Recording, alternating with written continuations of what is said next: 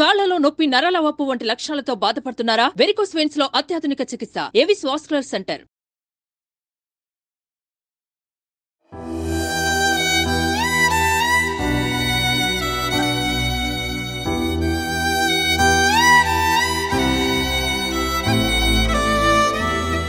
Hi hello నమస్తే, welcome back to our channel. ప్రస్తుతం మనతో పాటు స్టూడియోలో ఉన్నారు ఎస్వి ఎయిర్ కండిషన్స్ మియాపూర్ నుంచి శివమణి గారు.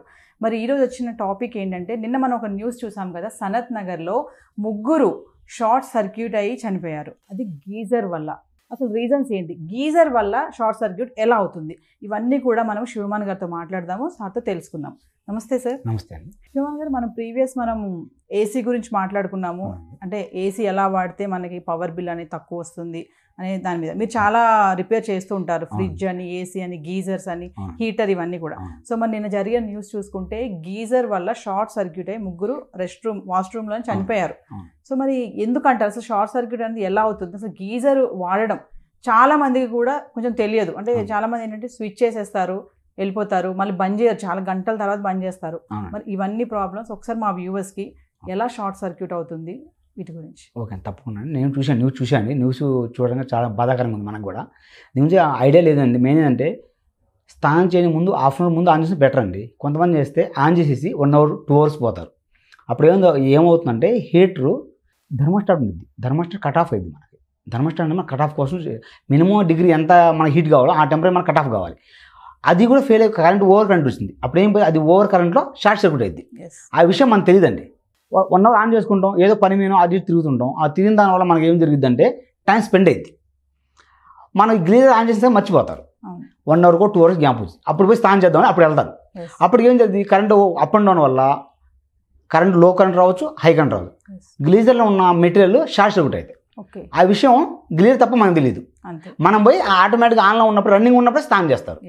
ఆ స్నానం చేయడం తప్పండి. రన్నింగ్ ఉన్నప్పుడు స్నానం చేయకూడదు. ప్లస్ అది ఎలా ఉందో తెలియదు, మనకి తెలియదు. కాబట్టి స్విచ్ ఆఫ్ చేసుకొని ఒకసారి మనం ఏ ట్యాప్ ఉందో ఆ ట్యాప్ అప్పుడు ఓపెన్ చేసుకొని వాటర్ పోసుకుంటే షార్ట్ సర్క్యూట్ కాదు. ఓకే, అలా కాకుండా ఏంటంటే, స్విచ్ ఆన్లో ఉన్నాగానే ట్యాప్ తిప్పుకుంటారు. స్విచ్ ఆన్లో ఉండిద్ది, ట్యాప్ తిప్పుకుంటాం. ఇందా మనం చెప్పినట్టు షార్ట్ సర్క్యూట్ అయి ఉంది ఆల్రెడీ, తెలీదు. మనం చేయి పెట్టంగానే ఆటోమేటిక్గా వాటర్ అంటే ఏంది, కరెంట్ ఆటోమేటిక్ లాక్కునిద్ది. విడిగా లాగేసుకునిద్ది. విడిగా లాక్కునేది కంటే మనం పొడి దాన్ని ఉంటాం నేల మీద. అక్కడ బాత్రూమ్ అంటే ఏంది, ఆటోమేటిక్గా మొత్తం తడిగా ఉంటుంది. అంటే 50% మనం తడిగా ఉన్నప్పుడు 50% ఆటోమేటిక్ వాటర్ చేయబెడతాం. పెట్టంగానే లాగేస్తుందండి. అప్పుడు ఎంతమంది మనం వచ్చినా కూడా, ఈవెన్ 5 ఎంతమంది వచ్చినా ఆటోమేటిక్ తీసుకుంది అందరినీ. Okay, spot dead. అదని జరిగేది. ఓకే, సో అంటే మరి చాలా మంది ఇప్పుడు మీరు అన్నారు కదా స్విచ్ చేసి వెళ్ళొద్దు అని చెప్పేసి, కొంతమంది ఏంటంటే వేసేస్తారు, నీళ్ళు కూడా అలా డైరెక్ట్గా పట్టుకుంటా ఉంటారు, ఆపడం కూడా బంద్ చేస్తారు.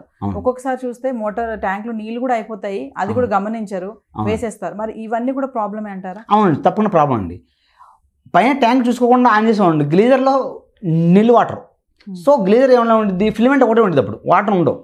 హీటర్ ఒకటే హీట్ అయింది. హీటర్ పని ఏంది, మన స్విచ్ ఆన్ చేసి దానిపైన హీట్ కావడమే. హీట్ అయిపోయింది. వాటర్ ఉన్నాయా లేవా దానికి సంబంధం లేదు. దాన్ని చేసే పని దాన్ని చేసేది. మినిమం హీట్ అయిన తర్వాత కట్ ఆఫ్ అయింది. కట్ ఆఫ్ మిషన్ బాగుంటే థర్మోస్టాట్ ఉంటుంది. థర్మోస్టాట్ బాగుంటే పర్లేదండి. ఒకవేళ ఆ థర్మోస్టాట్ బాగాలేదనుకోండి, అప్పుడు ఆ హీట్ అయ్యి బరస్ట్ అయిపోయింది, పలిగిపోతాయి కూడా ఒకసారి. ఒకసారి పలిగిపోతే ఒక చిన్న బాంబు సైజులో పలిగిపోయింది ఆ సౌండ్కు. ఆ బాత్రూమ్ అంతా పలిగిపోయింది మొత్తం. అంత ప్లేస్లో మనం షార్ట్ సర్క్యూట్ అయినా ప్రమాదం మనకు. అలా కాకుండా ఈ హీటర్ పలిగిపోయినా అలా ప్రమాదమే. 2 విధాలు మనకే లాస్. చాలా మంది అంటారు కదా, తడి చేతులతో వెళ్ళి స్విచ్ వేయొద్దు అని చెప్తారు. తడి చేతి దీనికోసం కాదండి, ఏ విధంగా చూసినా కూడా, ఏ స్విచ్ అయినా కూడా తడి చేతితో వేయకూడదు మనం. ఎందుకు, తడి వల్ల త్వరగా లాగిద్దని. ఆ కొంతమంది వాటర్ మనకి చెమట పెట్టిద్దని, చేతులు చెమట పెట్టిన వేసినా కూడా త్వరగా కొట్టిద్ది. కొన్ని పొడి వాళ్ళు చర్మం ఉంటాయి, త్వరగా షాక్ కొట్టదు. అంటే చెమట పడితే కూడా త్వరగా లాగే గుణం ఉండిద్ది కరెంట్.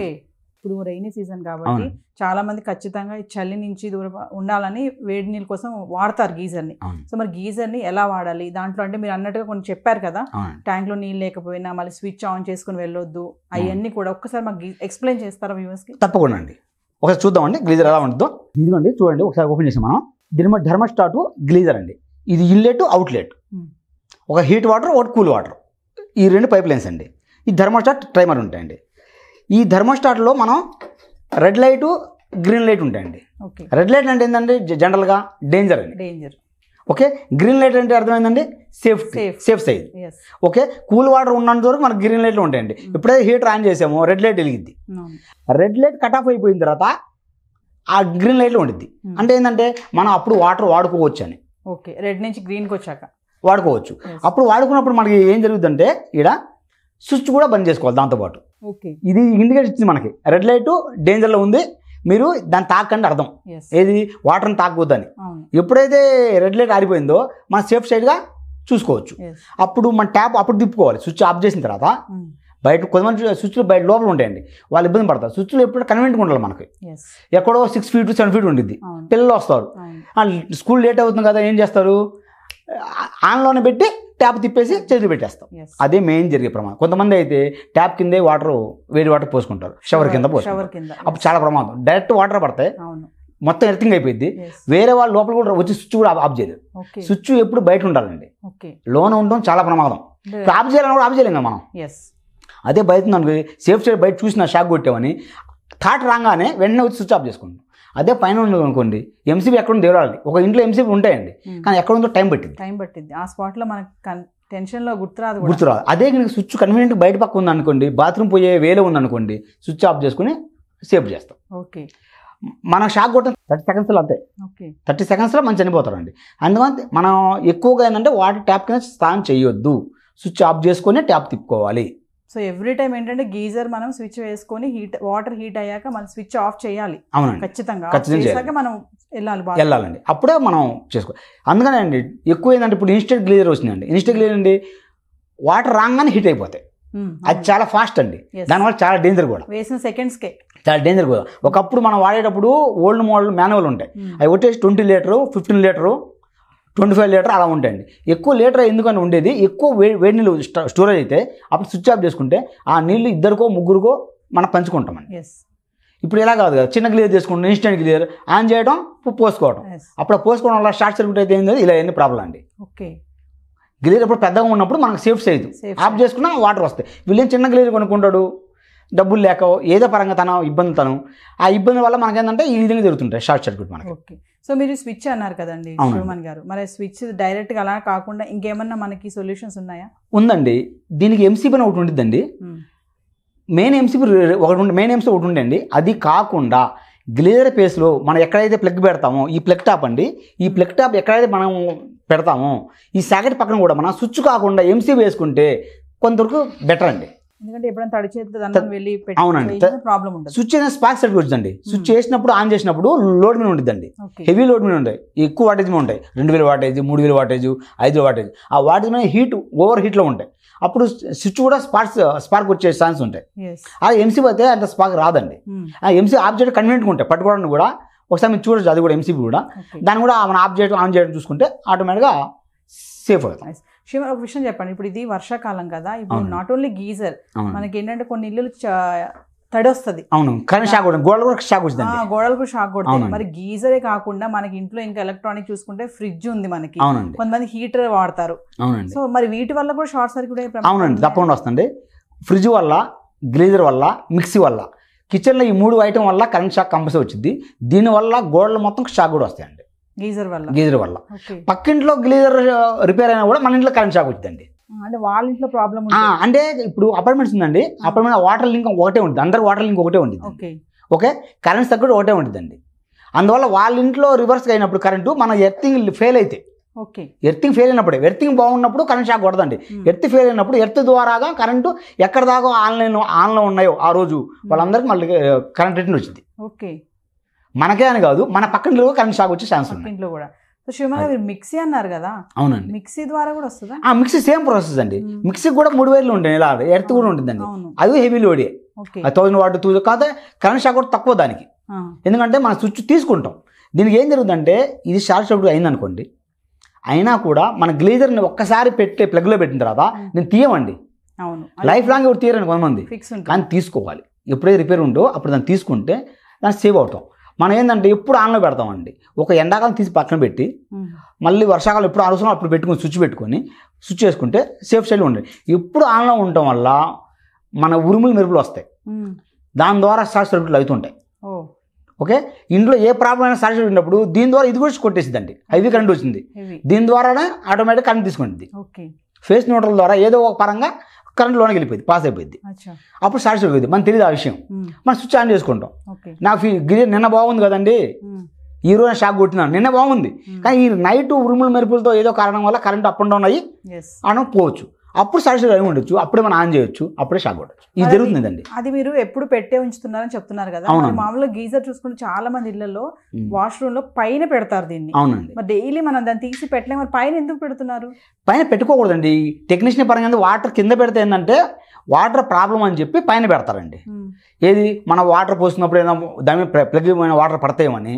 అలా కాకుండా మనం ఈ వైర్ని ఎక్కువ మంది పొడుగు పెట్టుకోండి, ఎక్స్టెన్షన్ పెట్టుకోవాలి. మనం మినిమం 3 మీటర్ 5 మీటర్ పెట్టుకొని వాటర్ ఎక్కడైతే ఏ మూల పడదో ఆ మూల స్విచ్ అందుబాటులో పెట్టుకుంటే బెటర్. ఓకే, అన్ని మూల వాటర్ పడవ మనం వాష్రూమ్లో ఒక మూల ఉంటుంది, ఆ మూల తీసుకొని ఒక ప్లగ్ టాప్ పెట్టుకుంటే సేఫ్ సైడ్ ఉంటుంది. ఓకే, అది. సో లేదనుకోండి పైన ఉన్నప్పుడు మనం ఎంసీబీ చెప్పామండి, బయట పక్క ఎంసీబీ పెట్టుకుంటే సేఫ్ సైడ్. అచ్చా, సో మా వ్యూవర్స్కి మీరు రైనీ సీజన్లో ఈ ఎలక్ట్రానిక్ డివైస్ ఏవైతే ఇళ్లలో ఉంటాయో మీరు అన్నారు, ఫ్రిడ్జ్ మిక్సీతో కూడా వస్తుందని చెప్తున్నారు, గీజరు, మరి ఈ సీజన్లో పిల్లలు కూడా చాలా మంది పిల్లలు కూడా అశ్రద్ధగా కూడా ఉంటారు, పెద్దవాళ్ళు కూడా అలానే ఉన్నారు. సో మా వ్యూవర్స్కి ఏం చెప్తారు యాజ్ ఏ మీరు ఒక రిపేరిస్ట్గా, ఇవన్నీ కొంచెం జాగ్రత్తగా ఉండాలని కొన్ని టిప్స్ ఏంటంటే, ఇక్కడ మనం వర్షాకాలం వచ్చిన తర్వాత స్టార్ట్ కాగానే ఒక్కసారి ఇంట్లో కరెంట్ పర్ఫెక్ట్ చూసుకోవాలండి, ఎలా ఉన్నాయి, గ్లీజర్ ఇప్పుడు రిపేర్ లేదు అని అనుకోవద్దు. మనం రిపేర్ ఉందో లేదో ఒకసారి చెక్ చేసుకోండి, ఇంట్లో వరకు చెక్ చేసుకోండి, ఎంసీబీ ఎలా ఉంది, స్విచ్చెస్ ఎలా ఉన్నాయి, ఈ ప్లగ్ టాప్ కొన్నిసార్లు కాలిపోయింది, బ్లాక్ అయితే అండి చూసుకో మనం, ఎందుకంటే నా ఉండిపోవడం వల్ల అప్పుడప్పుడు తీసి పెట్టడం వల్ల ఇది ఎలా ఉందో అర్థమైంది మనకి. మొత్తం కాలిపోతే అర్థం కాదు మనకి, పైన ఎలా ఉంది, పైన బాగుంటుంది, ఈ మొక్క మొత్తం కాలిపోతాయి. అప్పుడు మనం తీసుకోవడం వల్ల మనకు అర్థమైంది ఇది ఫాల్ట్ అని. ఇవి చూసుకోవటాలు, ఎర్త్ పర్ఫెక్ట్గా ఉందా లేదా, అపార్ట్మెంట్స్ కావచ్చు ఇల్లు కావచ్చు, అపార్ట్మెంట్స్ మెయింటెనెన్స్ టీమ్ వాళ్ళు చూసుకోవాలి, ఆ ఎర్త్ పర్ఫెక్ట్ ఉందా లేదా. ఎర్త్ పర్ఫెక్ట్ ఉన్న నాళ్ళు కరెంట్ షాక్ కొట్టదండి. ఎర్త్ ఎప్పుడే డ్యామేజ్ ఉంటో రివర్స్ కరెంట్ సప్లై అయింది. సో వ్యూవర్స్, మరి విన్నారు కదా శివమాన్ గారు చెప్పిన విషయాలు, చాలా విషయాలు చెప్పారు. మరి వర్షాకాలం రైనీ సీజన్ ఇది, చాలా జాగ్రత్తగా ఉండండి ఎలక్ట్రానిక్ డివైసెస్ విషయంలో. మిక్సీ విషయంలో కూడా గీజర్, ఫ్రిడ్జ్ షార్ట్ సర్క్యూట్ అనేది ఎలా అయినా రావచ్చు, కొంచెం కేర్ తీసుకోండి. పిల్లలు ఉన్న వాళ్ళైతే ఇంకా జాగ్రత్తగా ఉండాలి, తడి చేతులతో వేయొద్దు. దాని ప్లేస్లో ఎంసీబీ కూడా పెట్టమని చెప్తున్నారు. మరి నిన్న జరిగిన సంఘటన సనత్ నగర్లో మరి వాళ్ళ చావుకి ఎవరు కారణం కాదు, జస్ట్ షార్ట్ సర్క్యూట్ వల్ల 3 ప్రాణాలు బలి తీసుకోవడం అయితే చూసాం మనం. ఇది చాలా బాధాకరం విషయం. మరి అందుకోసమే సుమన్ టీవీ మేము ఏంటంటే ఈ రైనీ సీజన్లో కొన్ని జాగ్రత్తలు ఖచ్చితంగా ఇలాంటి విషయాల్లో ఉండాలని చెప్పేసి మేము ఈ వీడియో చేయడం అయితే జరిగింది. మరొక ఎపిసోడ్తో మళ్ళీ కలుద్దాం. This is Naveena signing off. Thank you sir. Suman టీవీలో మీ పర్సనల్ అండ్ బిజినెస్ ప్రమోషన్స్ కోసం కింది నెంబర్కి కాంటాక్ట్ చేయండి.